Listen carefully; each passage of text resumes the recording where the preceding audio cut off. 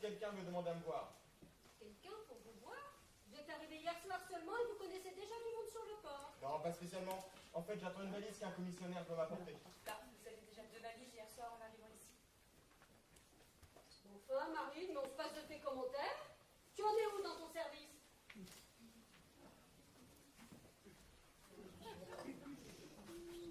Excusez-moi de vous demander pardon, mais est-ce que je pourrais avoir mon dessert? J'ai presque fini ma viande et puis je sens quelques malaises et je voudrais remonter dans ma chambre. Marine arrive tout de suite, monsieur Pichon. Retournez vous asseoir, elle vous apporte votre dessert tout de suite. Merci, c'est parfait, merci.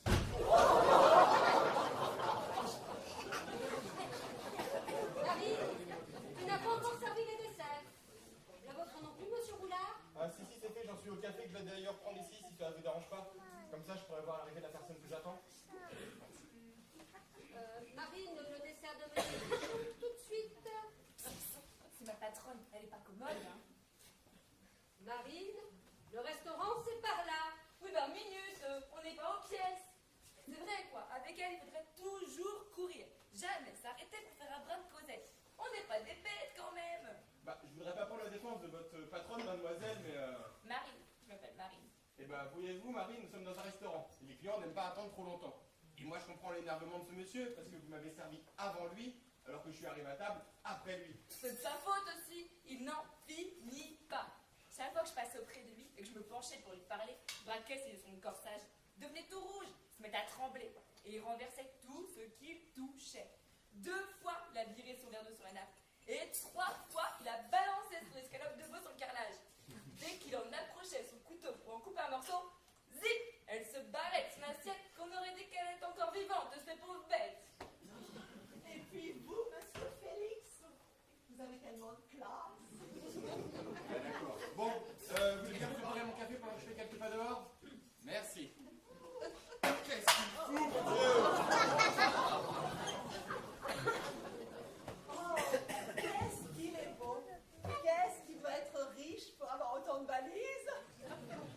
Mais bien sûr, on juge la richesse des uns au nombre de valises qu'ils possèdent et la connerie des autres à en faire le compte. Mais que tu es niaise, ma pauvre Anaïs, mais que tu es niaise. Oula, réveille-toi. Et alors cesse de regarder monsieur Roulard avec des yeux de merlan frit, c'est pas un homme pour toi. Bah, qu'est-ce que t'en sais? Bah, forcément, tu es jalouse. Parce qu'il ne te regarde pas, parce qu'il t'ignore. Hein? Forcément, voilà tout, tu es jalouse parce que les hommes ne te regardent pas. Et que moi, je suis belle. Évidemment, je les intéresse plus que toi. Vous ne l'avez encore jamais faite, celle-là. Dis-moi, Anaïs, est-ce qu'il t'arrive de réfléchir avant de parler? Bah non, à quoi ça sert? Pourquoi? Si t'as envie de parler, bah il faut le faire, et puis c'est tout. Ah, c'est bien. Allez, assieds-toi. Assieds-toi. Écoute, Anaïs. Quand tu veux dire quelque chose à quelqu'un, tu réfléchis un instant avant de parler. Tu imagines dans ta tête ce que tu vas dire, et tu essaies de voir si ça va pas blesser, faire de la peine, ou faire peur à la personne à qui tu vas le dire. Tu comprends ça? Et alors, une fois que tu as bien réfléchi, eh ben, tu peux parler en toute tranquillité. D'accord? Anaïs, ouais.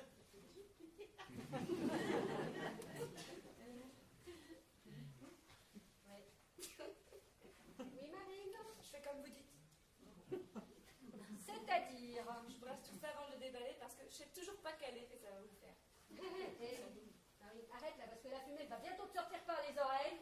Oh, pas du tout, ça. Alors, vas-y, raconte. Je fais quoi du couvercle de crampon? J'attends encore un peu ou je le débarrasse? Bah, comment ça, mademoiselle Crampon n'est pas à table? Bah non, tiens, sinon je ne poserai pas la question. Alors, vous, si vous feriez bien de réfléchir avant de parler, hein, c'est bien la peine de donner des conseils aux autres. Elle n'est pas venue au restaurant non plus? Bien sûr que non, autrement je l'aurais servi. Elle comprend rien, elle est un peu lourde, des fois la patronne.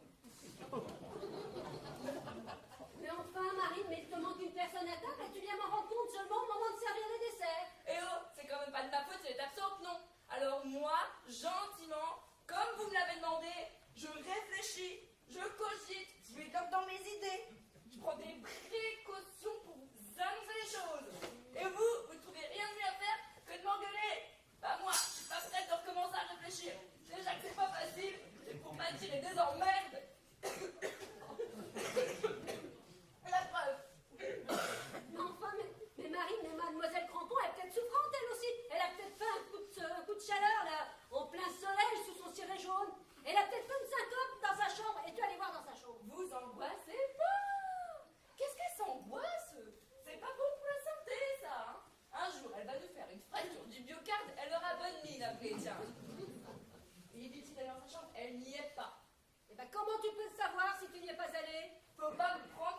suis, hein. Je laisse traîner mes oreilles et j'écoute, moi. Alors forcément, j'entends plein de choses et je comprends plein de trucs. Je pourrais même mener des enquêtes des fois. Mais bah, te prends pas pour Julie Lescaut non plus. Qu'est-ce que t'as entendu exactement? Bah, j'ai entendu M. Gilbert et M. Claude qui parlaient à Mademoiselle Crampon quand elle est redescendue de sa chambre après s'être changée. Ah oui, et alors? Faut que je brasse tout ça avant ou je mets tout comme ça? Marie, rouille-toi, s'il te plaît. Oh, faudrait savoir, hein, s'il faut réfléchir une fois sur deux, je me pète dans mes comptes, moi je vous préviens. Marine, j'attends là. Ils lui ont dit qu'ils venaient d'apprendre qu'un voilier s'était scratché sur la pointe du groin et que la marée envoyait sur la côte les bagages des naufragés. Oh là là là là. Qu'est-ce qu'ils sont encore allés lui raconter? Et qu'une grosse récompense serait offerte par les propriétaires de chaque bagage, car il paraît, d'après M. Gilbert, que certains contenaient des objets de grande valeur. Ah non, mais c'est pas possible, c'est pas possible. Et Mademoiselle Crampon a crié à ses sœurs net. Bah oui, bien sûr. Mais vous savez que ce ne sont pas des bêtises. Connaissent même le nom du propriétaire du voilier. Ouais? Et qui est-ce?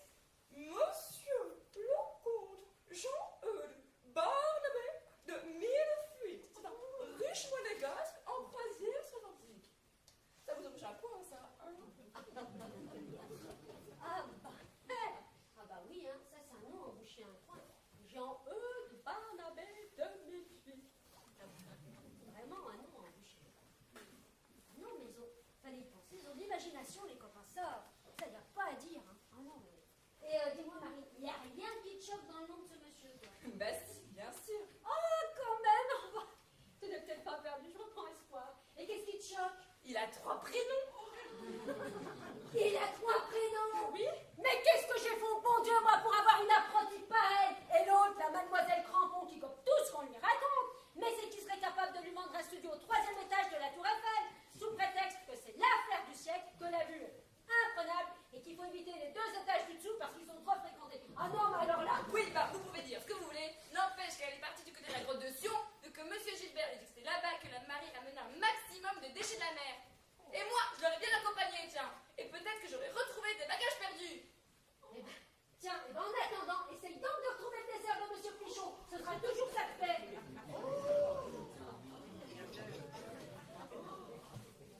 J'y vois, dis donc. Jean-Eudes Barnabé, je vous rapporte votre bagage que je viens de retrouver. Oh, c'est très lourd, oui. Mais je tenais à vous le rapporter moi-même. Non, non, ne me remerciez pas. C'est tout naturel. Quoi? Un chèque? Oh, je ne sais pas si je dois. Vous insistez? Bon, je le prends. Mais c'est bien pour vous faire plaisir, Jean-Eudes Barnabé. Vous m'invitez sur une croisière, sur votre youche? Votre yacht? Votre yacht? Votre bateau, quoi? Oh, comme c'est gentil, Jean-Eudes Barnabé. Mais je ne peux pas partir comme ça. Faut déjà que j'en parle à ma cousine. Et ta cousine? Eh ben, elle te rappelle que tu as le mal de mer. Et que tu vas vomir partout sur le pont de Jean-Eudes Barnabé. Ah, puis il va pas aimer ça du tout, tes saloperies, ton compte. Ah non, pas du tout, du tout. Alors, tu lui rends son chèque, vous vous quittez bons amis, et tu reprends ton service. Oh, monsieur, on peut même plus rêver. T'es vraiment pas romantique, toi. Bon, alors, je fais quoi? Oh, monsieur Roulard, vous êtes prêt? Je vous sers votre café? Ouais, allez-y. Vous avez l'air contrarié, monsieur Félix. Vous êtes encore plus beau que vous êtes en colère.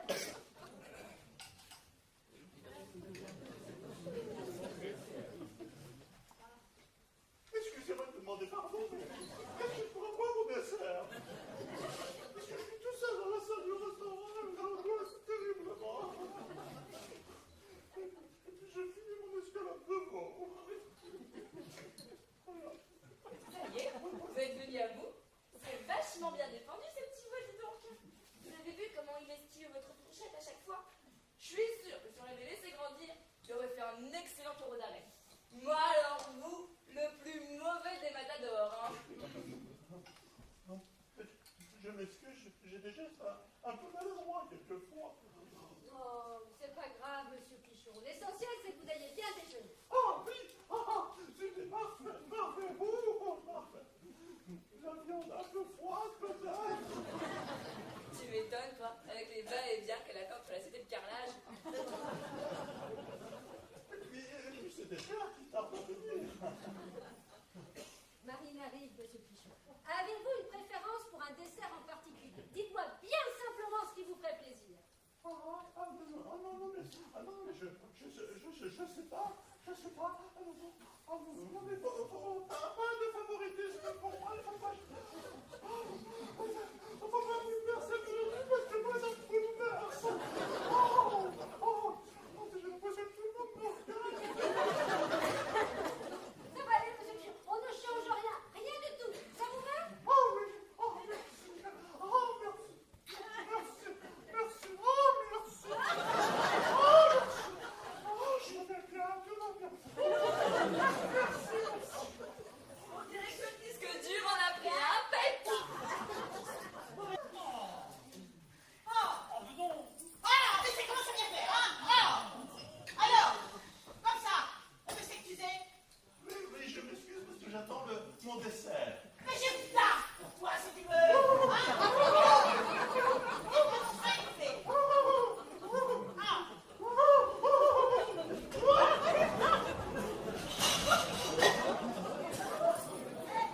Il est prend en goût, on dirait, hein? Il faudrait pas à monter la barre un peu plus haut la prochaine fois. Hein? À mon avis, la réception, bah, ça laisse à désirer. Ah, t'es là, toi? C'est quoi cet après-midi? Tu joues au petit chou? Au domino? Alors, tes excuses, ça vient? Je pense que t'as beaucoup de patience pour supporter une abrutie pareille. Comment elle me traite, celle-là? Sachez, madame, qu'à une valise près, je suis très amie du comte Jean-E Barnabé de Moulfy, à qui je viens de refuser une croisière sur son yuche.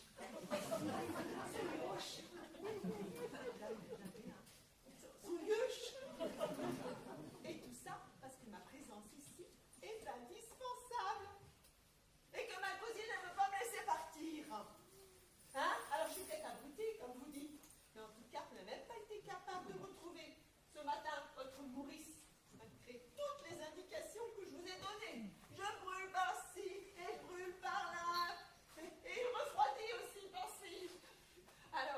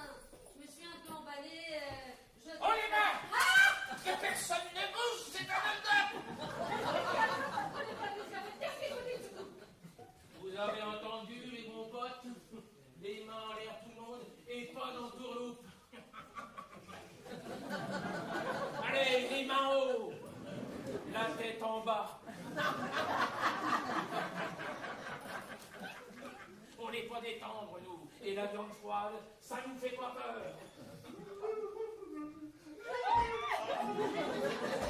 Sors de ta cachette, toi! J'ai mangé tout à l'heure. Elle a bien froid.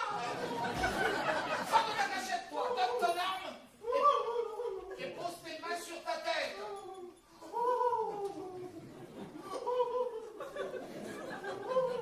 Et un de désarmé. Écoutez-moi bien tous. Si vous êtes sages, il ne vous arrivera rien. Alors, vous allez déposer gentiment sur la table là toutes vos armes. Couteau, ciseaux, lime à ongles, cure-dent, épingle de sûreté, sans faire des esbroufes et sans geste précipité. À la moindre incartade, je tire dans le tas.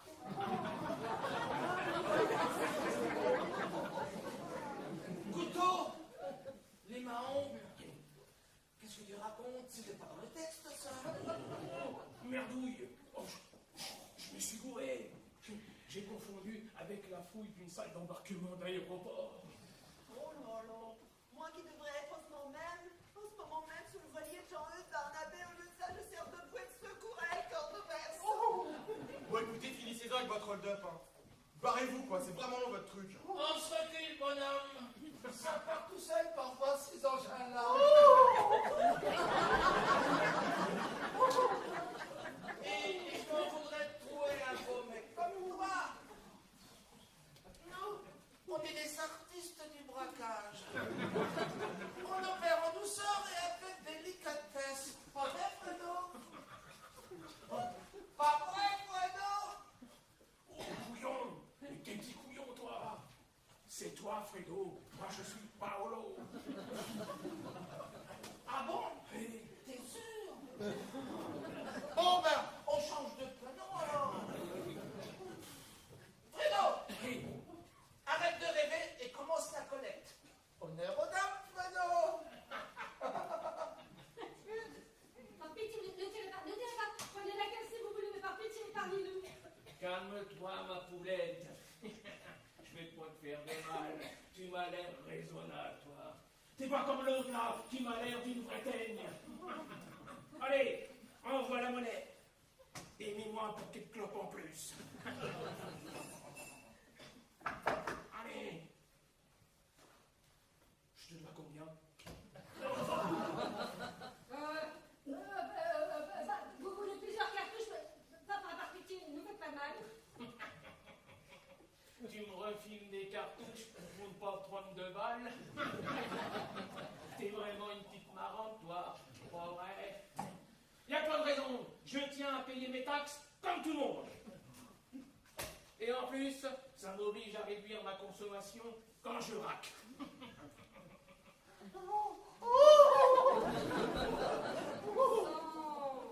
Qu'est-ce qu'il fout, Maurice, là? Qu'est-ce qu'il attend pour vous voler dans les plumes? Mais j'en sais rien, moi, je ne sais plus quoi dire, moi. Je suis à court d'imagination. Notre scénario était loin d'être aussi long que ça. Hein. Bon, voyez-vous, on n'a pas que ça à faire. Oui, parce que moi, en plus, j'ai pas mangé mon dessert. Vous voulez un coup de main? Il bouge pas là, le petit assicot, il bouge pas. Il laisse mon copain faire son travail tranquillement. On n'a pas besoin d'intérimaire. Nos plannings sont bien faits et on n'est pas surchargé de travail. Bah, ça partait d'un bon sentiment, hein. On nous permet de quitter les lieux plus rapidement, on sait jamais, hein. Si des clients arrivaient ou la police. Comment ça, la police? Bah, si vous mettez une plombe à faire votre truc, c'est quasiment sûr que les poulets vont débarquer d'un moment à l'autre. T'inquiète pas pour ça.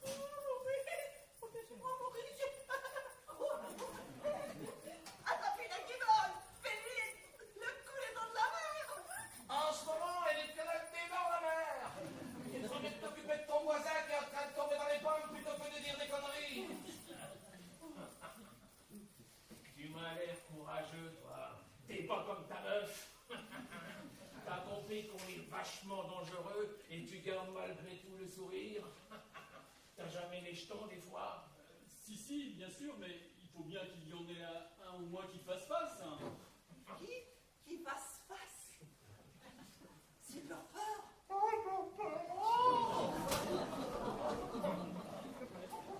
C'est quiconque. Tu sais, je suis admiratif de mecs comme toi. Et pourtant, j'ai roulé ma bosse. Et j'en ai vu des durs en prison à la santé. Mais un Gus qui ne tremble pas devant Fredo, ça force le respect. Comment une pointure comme toi a pu se piquer une méduse pareille?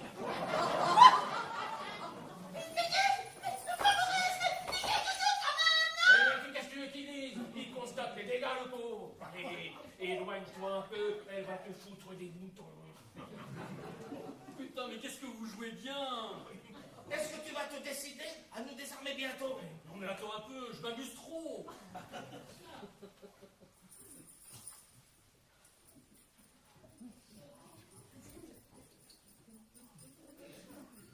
Mais c'est pas un collier en coquillage qu'elle a autour du cou, la méduse. La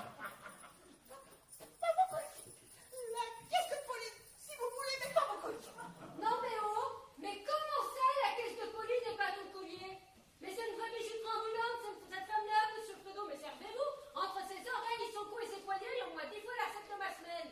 Menteuse! C'est même pas vrai! C'est des faux! C'est du top! Eh ben comme moi. Moi, je les ai gagnés l'année dernière dans une pochette surprise à la fête foraine.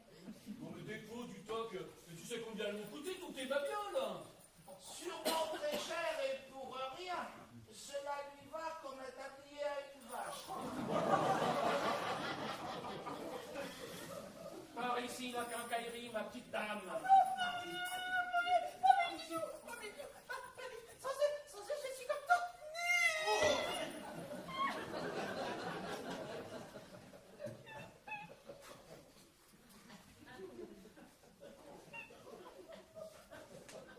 Alors là, ça demande réflexion. Je ne sais pas si on peut prendre de tels risques. Qu'en pense quoi, Paolo? Je pense que madame se fout pas mal que ce soit les cadeaux de son mec qu'on va lui piquer. Tout ce qu'elle comprend, c'est qu'on va lui prendre ses bijoux devant le public. Sa raison d'exister, de briller et d'être le centre de tous les regards. La 8e merveille du monde, quoi. Et je me trompe pas, Simone? Elle s'appelle pas Simone, elle s'appelle Gisette, vous êtes nuls, hein.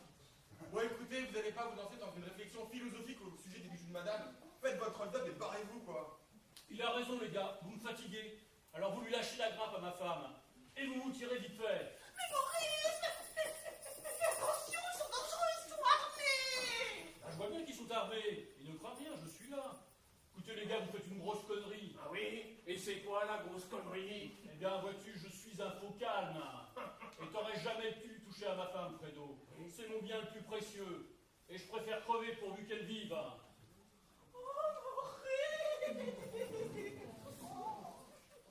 Ne bouge pas, gamine. C'est une affaire d'homme. T'as peut-être pas vu nos flingues? Vos flingues? T'as mis ton petit pistolet à eau, là? Eh, oui. Vous rendez le fric à Pauline, vous sortez sans faire des sbroufs, et on n'en parle plus. Sinon rien. Je ne réponds plus de rien. Sinon, je ne réponds plus de rien. Je suis dur. Regardez. Ah!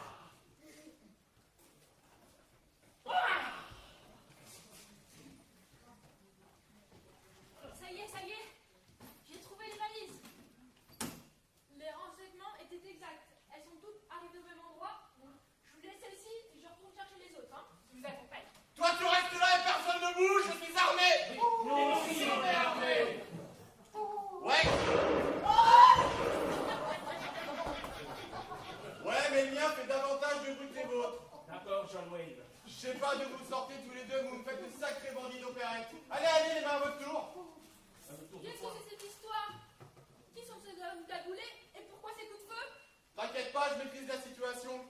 patron m'avait envoyé à ta rencontre, heureusement pour un peu, parce que sinon ces deux cons là faisaient tout foirer avec leur hold-up à la noix. Mais on n'est pas des cons. On pourrait juste... Comme tu me le disais tout à l'heure, ça part tout seul ces engins-là. Et je m'en voudrais de trouver un beau mec comme toi. Quoique je sais pas trop à quoi tu ressembles sous ta cagoule. Je suis moche. Je suis très moche. Quasimodo, vous voyez, mais en pire. C'est pour ça que je perds toujours un visage couvert. Pour ne pas faire peur à mes victimes. Vous veniez à ma rencontre avec un revolver? C'est donc vrai que les valises contenaient des choses de valeur? Bon, comme si tu le savais pas. Oui, oui, bien sûr. Et c'est de là vous voulez qu'on brûlait la potion de famille. Comme dit, avoir peur, Pauline, hein. Pauline, attends, tu connais la patronne de cette auberge? Oui, je suis en vacances ici pour le mois. Tu as poussé le raffinement et l'audace jusqu'à t'installer carrément sur les lieux de l'action. Tu es vraiment une grande pro, toi. Et forcément, bah, tu connais toutes les cachettes possibles du littoral. Je les connais par cœur, ça fait 20 ans toutes que je les pratique. Ah, je comprends mieux maintenant pourquoi c'est toi qu'on a mis sur le coup. Oui, bien sûr. Bon, et qu'est-ce que tu foutais? Moi, ça fait 2 heures que je t'attends. Je commençais à m'impatienter. J'ai fait ce que j'ai pu. Et puis je suis venue à pied. Et cette valise est vraiment très lourde, hein. J'aurais bien mérité la récompense, hein. Ah, tu perds pas le nord. T'inquiète pas, j'ai ton fric dans ma poche. Tu m'as l'air d'avoir une sacrée trempe et t'es salement barré. Te balader en plein jour avec une valise pleine à craquer, fallait y penser. Remarque, c'est peut-être toi qui as raison, c'est sans doute comme ça qu'on éveille le moins les soupçons. T'es sûr quand même de ne pas avoir été suivi? Comment voulez-vous que je sache? Je me suis pressée d'apporter celle-ci et j'ai caché les autres sous un épais capital pour que personne ne les prenne, hein. J'aurais bien mérité toute la récompense, hein. T'inquiète, considère que c'est déjà fait. Je suis content d'avoir bossé avec toi. Je pensais que le patron allait m'envoyer à le dos comme d'habitude, mais bon, pour une femme, tu te débrouilles pas mal. Bon, tu peux me tutoyer. Comment tu t'appelles? Juliette Crompon. Et vous, et toi? Félix Roulard, mais tu peux m'appeler Félix si tu veux. D'accord, Félix. En fait, c'est monsieur le comte qui t'envoie? Monsieur le comte? Allez, jusqu'à utiliser un pseudonyme pour ne pas citer le nom du patron. Fallait y penser, t'es une grande pro, toi. Alors là, non seulement, à cause de toi, j'ai raté Jean-E de Barnabé de Millefilles, mais en plus, la pécheuse de Falou, elle va me piquer sous le nez Monsieur Félix. Égoïste, jalouse, empêcheuse de trouver un mec. Eh ouais, Anaïs, tu pourrais te taire 5 minutes? Oui, Monsieur Félix, voulez-vous que je vous aide à rapporter vos autres valises? Anaïs. Oui, Félix. Ta gueule! Et dites donc, vous là, hein? Vous pouvez me prévenir quand vous me lâchez. Ça fait 3 fois que je tombe, que je me ramasse par terre. Hein? Oh, vraiment, là j'ai vraiment l'impression de toucher le fond. Oh. Si on m'avait dit qu'un jour j'aurais servi le perchoir à un pichon de Paris. Bon, écoutez, vos gueules tous. Écoute, Juliette, on va terminer l'opération valise parce que ça urge. Et ensuite, on s'occupera de tout ce joli monde. Hein? Dans l'immédiat, tiens, tu les tiens en respect. Surtout les 2 cagoulés là-bas. Moi, je vais aller chercher les autres valises qui sont trop lourdes pour toi. Combien en reste-t-il? 3. Elles sont dans une anfractuosité de rochers, à 50 mètres environ avant la grotte de Sion, et recouvertes d'un épais tapital pour que personne ne les trouve. Il y a un petit chemin qui accède, mais il mène à aucune plage. Faites vite avant que la mer monte. T'inquiète pas, j'y vais de ce pas. Et fais attention avec le pistolet parce qu'il est chargé et puis la détente est très sensible. Oui, oui, d'accord. Hop, hop, hop. Doucement. Vous voyez bien que tu mourrais d'envie d'essayer. Vous avez compris, vous autres? Vous tenez à carreau avant mon retour. Sinon, Juliette, elle pourrait bien s'énerver de nouveau sur la gâchette. Ok?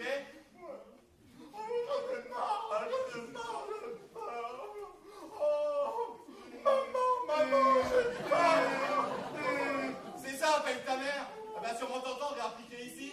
Il reste encore un peu de place, hein, puis plus on est de fous, plus on rigole. Hein? N'importe quoi. C'est mon fils.